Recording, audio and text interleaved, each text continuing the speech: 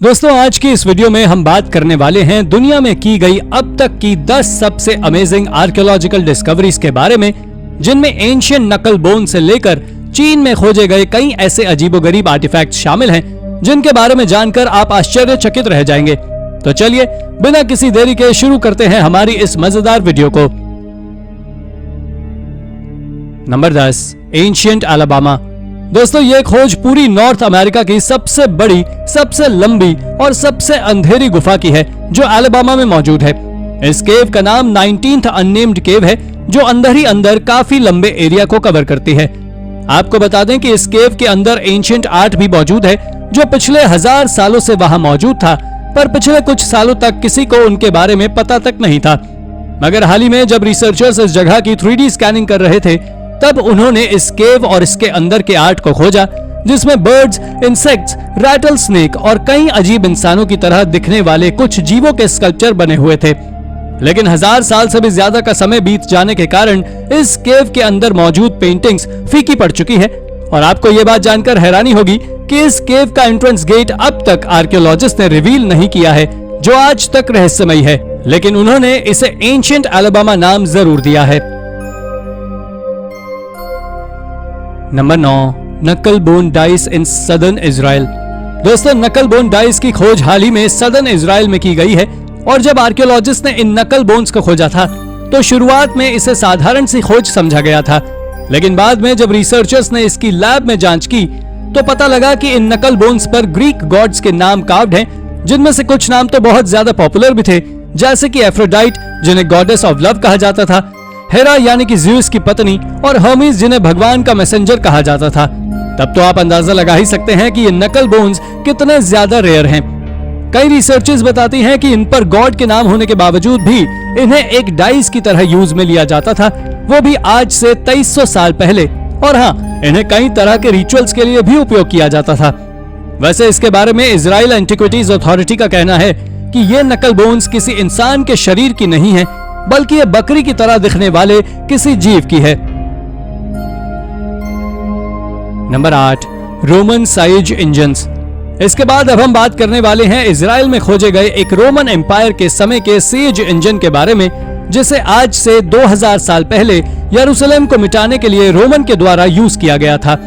दरअसल ये युद्ध ज्यूइश और जूडिया के लोगों के बीच हुई एक बहस का हिस्सा था, जिस कारण से रोमन्स ने ज्यूइश पीपल के ऊपर टैक्स बढ़ा दिए थे, और उसका रिजल्ट ये हुआ कि ज्यूइश ने प्रोटेस्ट करना शुरू कर दिया।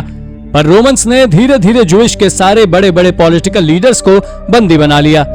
लेकिन किंग नेरो को यह बात अच्छी ना लगी, जिस कारण से उन्होंने रोमन पर हमला कर यरूशलेम को कब्जे से छुड़ा लिया। लेकिन उसके बाद रोमन ने पूरे एरिया को सीज कर दिया और यरूशलेम के सेकंड टेंपल को तबाह कर और यरूशलेम को वापस अपने कब्जे में ले लिया।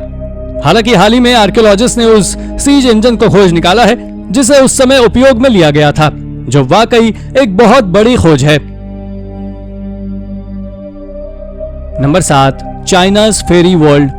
चाइना के बारे में तो आप सभी जानते हैं कि चाइना कितना बड़ा है और वहां से हर रोज किसी ना किसी अजीब चीज की खोज होती रहती है।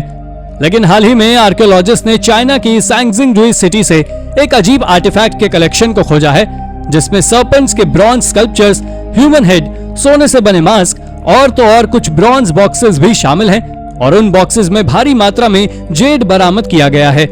इसके बारे में चाइना की कुछ बड़ी यूनिवर्सिटीज का मानना है कि ये चीजें, या कहें कि ये आर्टिफैक्ट्स आज से 4000 साल पुराने फेरी चाइना को दर्शाते हैं। दोस्तों इसके बारे में ज़हाओ हाल नाम की यूनिवर्सिटी ने तो ये तक दावा किया है कि ये आर्टिफैक्ट्स किसी अमीर सिविलाइजेशन से बिलोंग करते हैं, जो आज से कई हजार साल पहले ही विलुप्त हो चुका है। यह जगह कितनी ज्यादा रहस्यमयी है इसका अंदाजा आप इस बात से ही लगा सकते हैं कि जब 1980s में इस जगह का एक्सकेवेशन किया गया, तभी यहाँ से करीब 13,000 से ज्यादा एंशिएंट आर्टिफैक्ट्स को खोज लिया गया था। ये आर्टिफैक्ट्स इसलिए भी कुछ ज्यादा अजीब हैं क्योंकि यहाँ से मिले आर्टिफैक्ट्स में ज्यादातर 4000 साल पुराने ब्रॉन्ज आर्टिफैक्ट्स शामिल हैं, और उस समय ब्रॉन्ज काफी ज्यादा कीमती मेटल हुआ करता था। Number 6, ancient chomper. दोस्तों क्या कभी आपने सोचा है कि जब प्री हिस्टोरिक टाइम्स में किसी भी तरह का दांत साफ करने के लिए कोई तरीका या कहीं गैजेट नहीं होता था, तो उसके बावजूद भी प्री हिस्टोरिक लोगों के दांत आज के इंसानों की तुलना में ज्यादा मजबूत कैसे होते थे?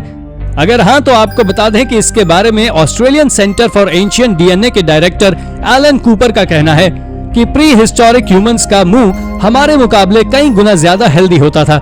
पर आप जानकर चौंक जाने वाले हैं कि जब तक एंशिएंट ह्यूमन नोमैडिक पीपल की तरह रहते थे तब तक उनके दांत हेल्दी थे, लेकिन जैसे ही वो सेटल हुए और उन्होंने खेती करना शुरू की, उसके बाद से ही लोग ओरल डिजीज का शिकार बनना शुरू हुए।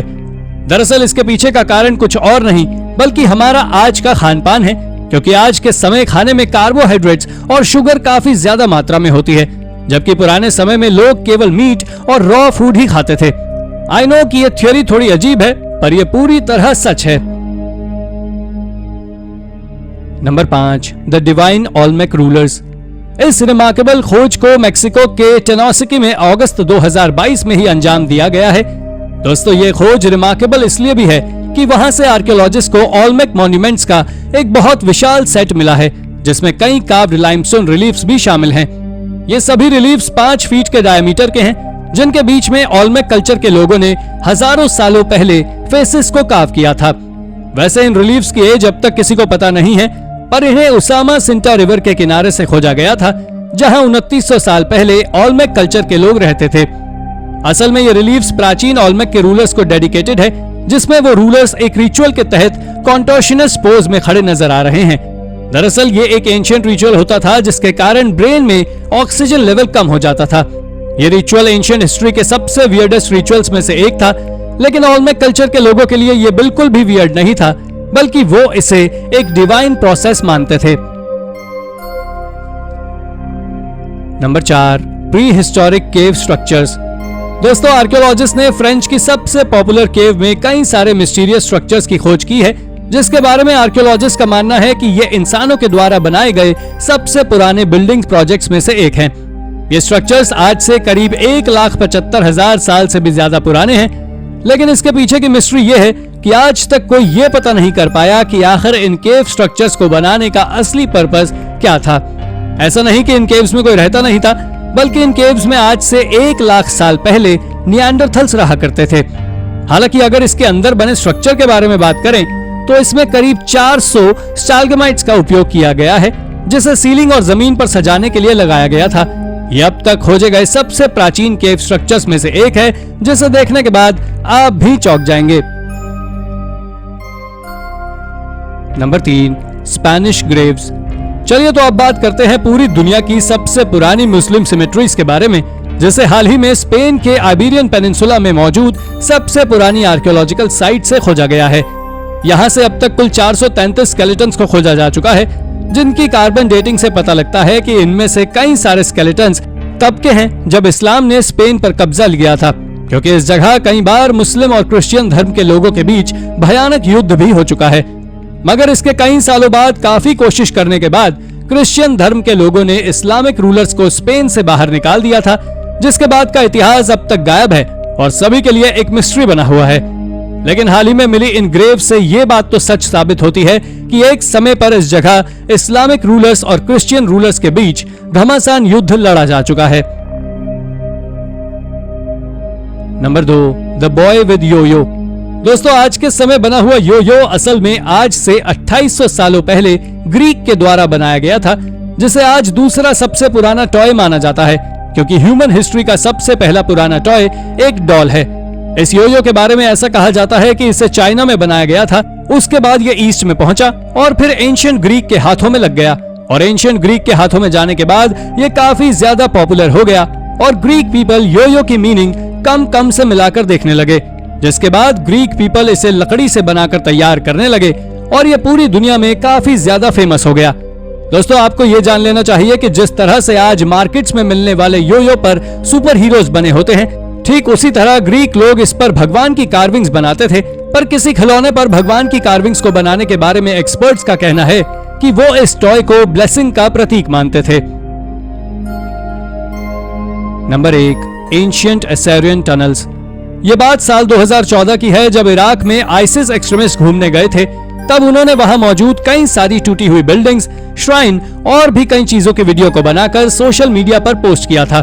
दोस्तों, जब ये वीडियो आर्कियोलॉजिस्ट के हाथों में लगी और उन्होंने खोज शुरू की तो पाया कि वहां एक एंशिएंट टनल भी मौजूद है जो पूरी तरह कार्विंग से भरी हुई है। और उन सभी चीजों की कार्बन डेटिंग से पता लगा कि ये कार्विंग्स असीरियन एम्पायर के समय की है। आपको बता दें कि ये बात इतिहास के पन्नों में छिपी हुई है कि इस्लाम, इराक और पर्शिया के पहले वो जगह असीरिया हुआ करती थी, जो एक समय पर मेसोपोटामिया की सबसे बड़ी सिटी भी हुआ करती थी, जिसने 14 से 7 सेंचुरी बीसी तक वहां राज किया था। और उनके सबूत मिलना आर्कियोलॉजिस्ट के लिए किसी खजाने से कम नहीं है। तो दोस्तों, ये थी हमारी आज की वीडियो। आशा करते हैं कि आपको ये वीडियो जरूर पसंद आई होगी, इसलिए प्लीज इसे लाइक करें और हाँ, जाते जाते चैनल को सब्सक्राइब जरूर कर दीजिएगा। Thank you for watching.